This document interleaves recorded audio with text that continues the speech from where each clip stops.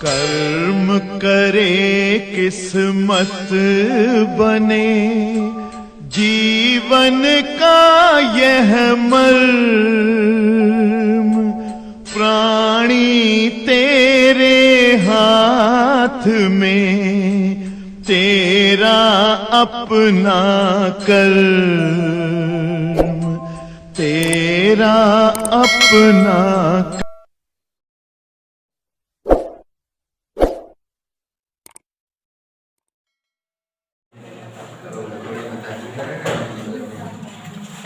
प्यारे बच्चों, हम लोगों ने कल पढ़ा कि ताप एक ऐसी भौतिक राशि है जिसके द्वारा वस्तुओं के ठंडेपन या गर्माहट की माप होती है। और यह भी पढ़ा हम लोगों ने, अगर याद हो आप लोगों को, ताप की माप करना तापमापन कहलाता है। और ताप की माप करने के लिए प्रयुक्त यंत्र तापमापी कहलाते हैं। जैसा कि आपको देवेश जी बताए थे कि दुनिया में सबसे पहले जो तापमापी प्रमाणिक बना वो था पारे का तापमापी। कांच की लंबी बेलनाकार क्या थी, एक नली, और खोखली थी जिसमें जो है जिसका मुख घुंडीनुमा था, पारा भर करके जिसका मुख बंद कर दिया गया था। और इस जो है नलिका को पहले पिघलते बर्फ के संपर्क में रख करके जहां तक पारा गया वहां एक चिन्ह बना दिया गया।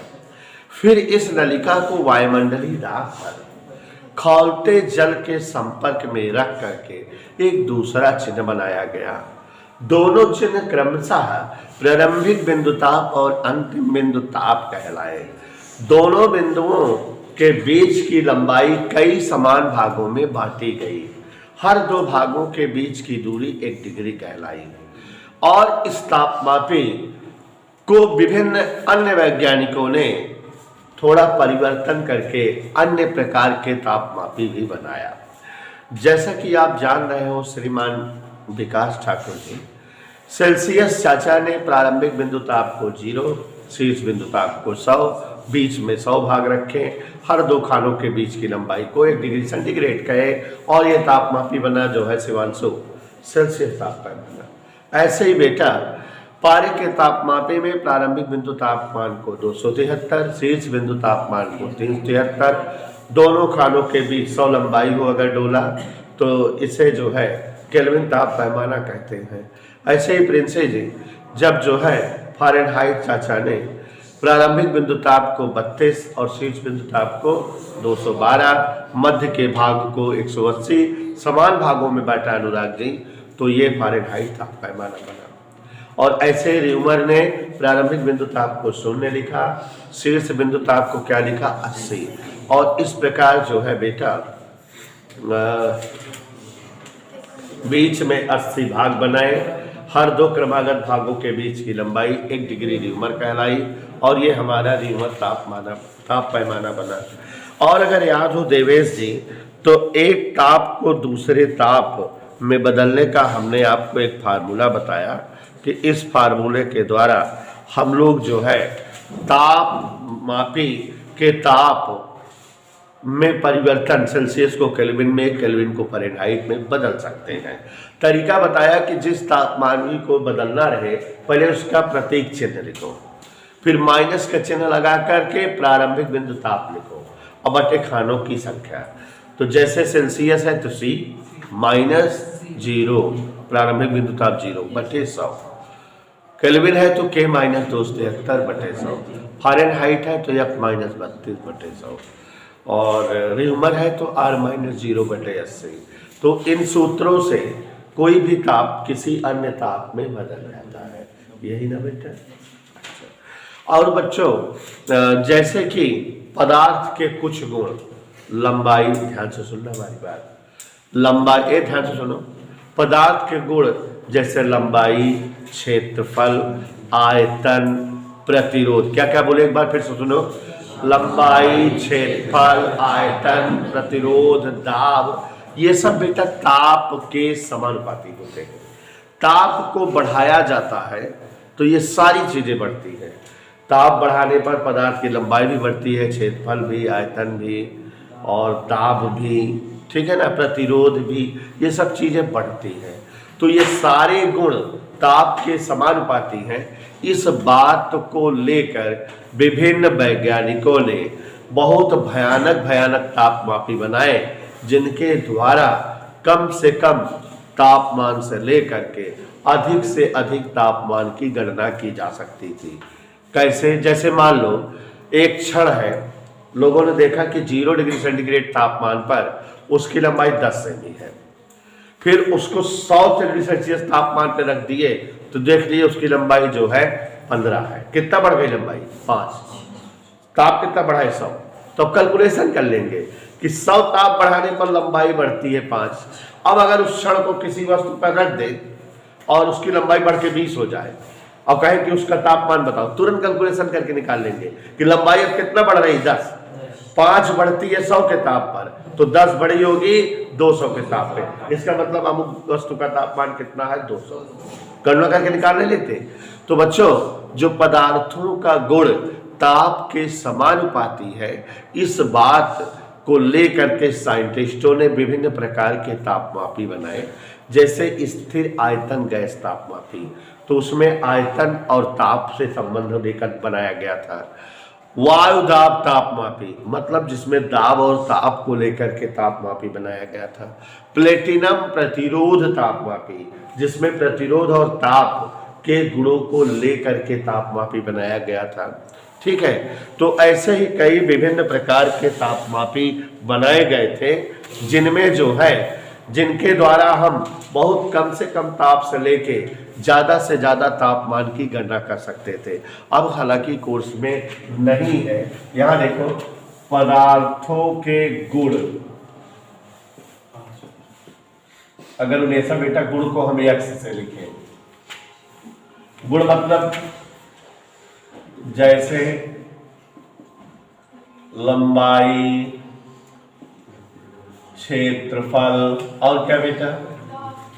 आयतन, प्रतिरोध, दाब आदि। ठीक है, पदार्थों के जो गुण हैं, गुण मतलब क्या क्या? लंबाई है, क्षेत्रफल है, आयतन है, दाब है, प्रतिरोध है। ये सब किस पर डिपेंड करते हैं? ताप। ताप वृद्धि के साथ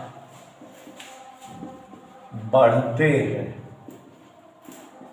यदि 0 डिग्री सेंटीग्रेड ताप पर ये गुण x0 हो, मतलब 0 डिग्री सेल्सियस पर लंबाई है, क्षेत्रफल x0 हो, 100 डिग्री सेंटीग्रेड तापमान पर ये गुण x100 और T डिग्री सेंटीग्रेड तापमान पर ये गुण xt हो, तो सूत्र बना है अज्ञात ताप ज्ञात करने का। कौन सा ताप ज्ञात करने का? अज्ञात ताप T हेतु कई सूत्र बने हैं।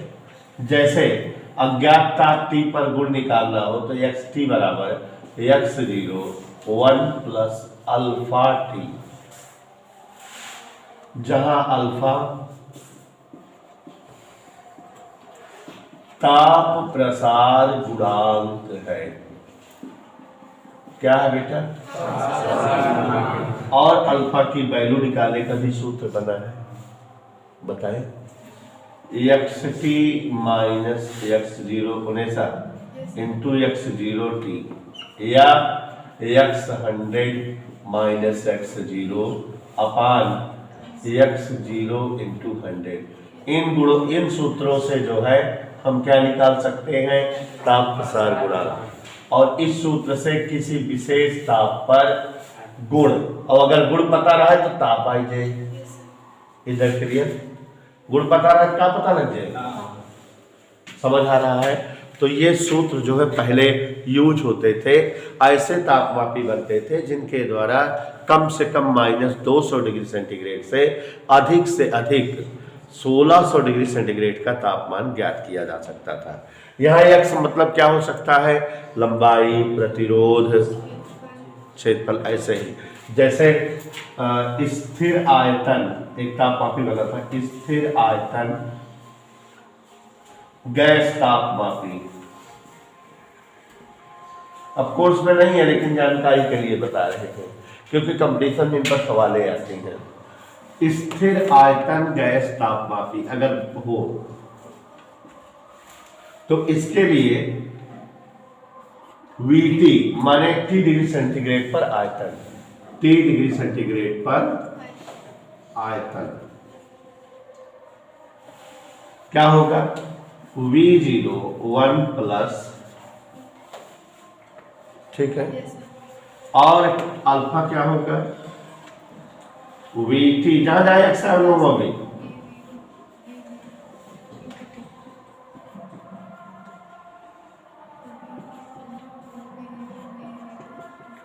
कोई दिक्कत? ये एक तापमापी हुआ। जैसे मान लो स्थिर गैस दाब तापमापी,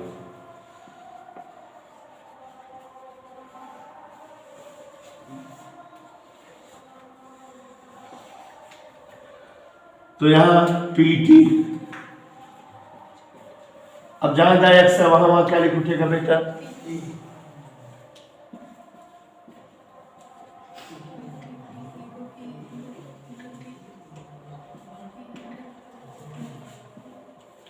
शिवांशु को दिक्कत बेटा? जैसे प्लेटिनम प्रतिरोध तापमापी, कौन तापमापी बेटा? सबके सूत्र इसी से याद आ रहा है कि नहीं?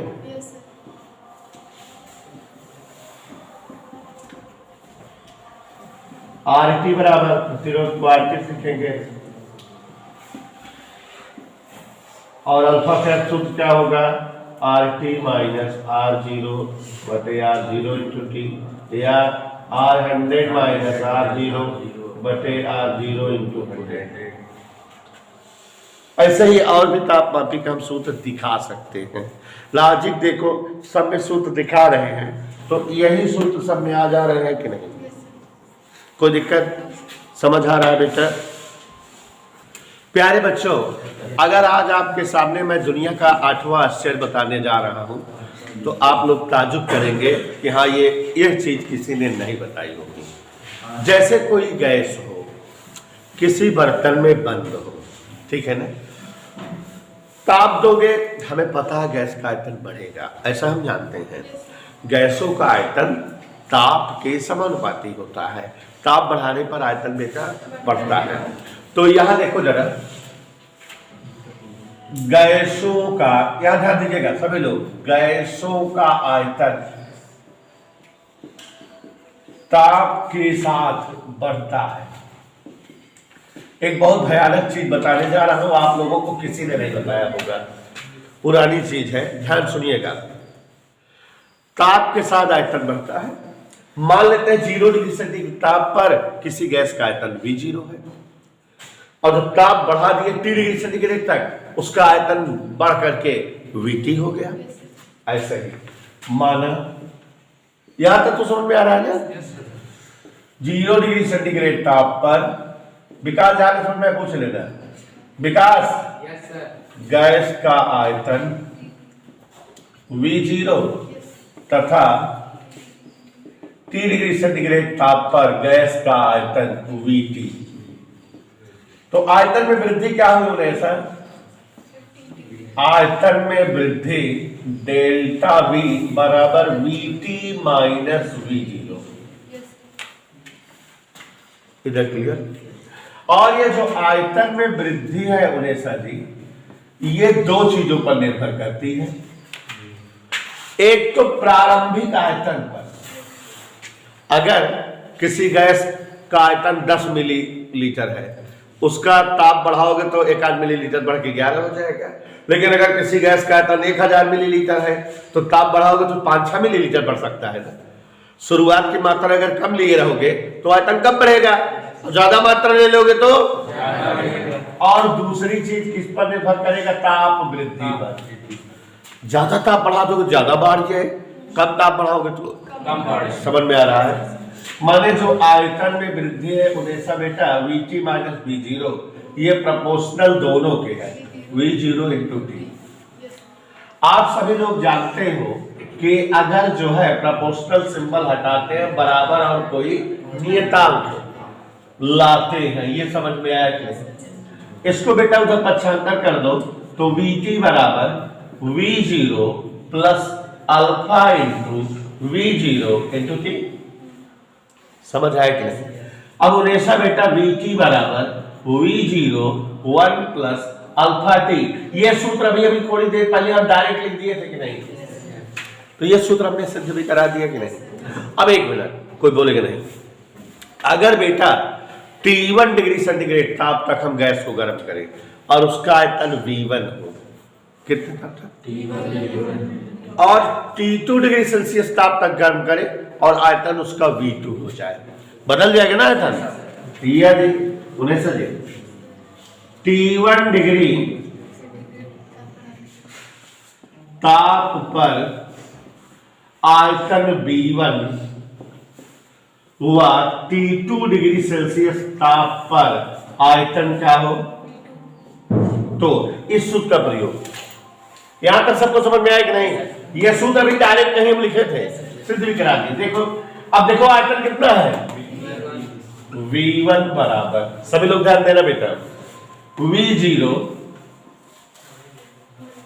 1 प्लस अल्फा T1, यही रहेगा कि नहीं? एक समीकरण नहीं। और अब आयतन V2 हो जाए तो V0 1 प्लस अल्फा T2, कोई दिक्कत बेटा? समीकरण 1 को 2 से डिवाइड करें तो V1 बटा V2 ई कट गया, 1 प्लस अल्फा T1 बटे 1 प्लस। यहां एक चीज देखो, साइंटिस्टों ने इस अल्फा का मान निकाला है। तमाम विद्वानों ने तमाम गैसों को अलग अलग ताप और आयतन पर रख करके किसका मान निकाला बेटा? और उन्हें से बेटा अल्फा का मान आता है 1/273 प्रति डिग्री सेल्सियस। कोई दिक्कत? रख दे तो V1 बटा V2 बराबर 1 प्लस T1 बटा 273 1 प्लस T2 बटा 273। कोई दिक्कत? यहां तक समझ में आ रहा है कि नहीं? लघुत्तम ले लो बेटा, V1 बटा V2 बराबर 273 प्लस T1 और 273। याद करो कल की क्लास में समझाए थे, सेल्सियस तापमान में 273 जोड़ देते हैं तो केल्विन ताप बन जाता है। मन जाता नहीं? तो ये 273 प्लस T1 माने कैपिटल T1 केल्विन, और यहां 273 प्लस T2। नहीं समझ में आया? क्या समझ में आया? B1 बटे B2 बराबर T1 बटे अंश बटे अंश, B1 बटा T1 बराबर B2 बटा, यही आ रहा है कि नहीं? अब एक चीज देखो, V1 T1 प्रारंभिक आयतन प्रारंभिक ताप, B2 T2 बाद वाला आयतन बाद वाला ताप का अनुपात बराबर आ रहा है कि नहीं? माने ये अनुपात क्या हो रहा है? कांस्टेंट, मतलब V और T का अनुपात कांस्टेंट नियत है। फिर से गुणा करो, V बराबर KT माने V प्रोपोर्शनल T बराबर और K कब आता है? और बच्चों एक बात बताना चाहेंगे, गैस किसे कहते हैं पहले ये जानो। फिजिक्स में, फिजिक्स में गैस की परिभाषा किसमें? दुनिया का ऐसा निकाय जिसे ताप, दाब और आयतन के पदों में व्यक्त किया जा सके उसे ही गैस कहा जाता है। ये किसकी परिभाषा है? गैस की। कौन दिया? फिजिक्स ने।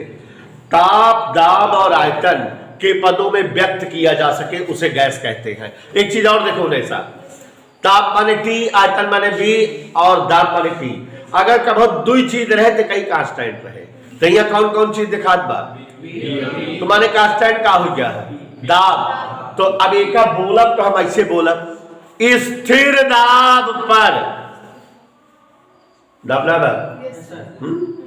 स्थिर दाब पर, क्यों बताए ना हो भाई, बहुत बढ़िया चीज बताओ जाता है। स्थिर दाब पर गैसों के निश्चित द्रव्यमान का आयतन परम ताप के समानुपाती होता है। और बच्चों, आप लोग 9th में पढ़ते हो इस चीज को, 10th में पढ़ते हो, और इंटर में 11th 12th में आपको केमिस्ट्री में पढ़ाया जाता है चार्ल्स का नियम, बायल का नियम। लेकिन वो यहीं से डायरेक्ट बताते हैं आपको कि स्थिर दाब पर गैसों के निश्चित द्रव्यमान का आयतन परम ताप के समानुपाती होता है, V समानुपाती T, V बराबर KT, V बटा T बराबर KT। ये बताया जाता है V बटा T बराबर V2 बटा T2, इतना बताया जाता है।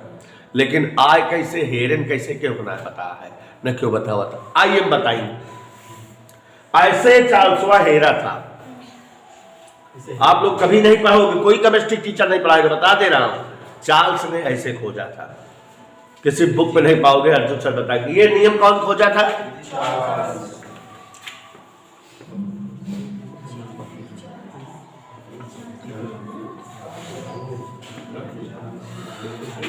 याद आया कि नहीं?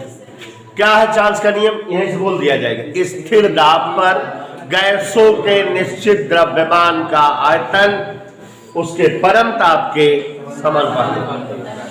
कठिन है, आप केमिस्ट्री में यहां से पढ़ते हो, यहां तक पढ़ते हो उलट के, लेकिन ये डेरिवेशन किसी ने नहीं बताया है। तो देखो आज बता दिए कि नहीं बता?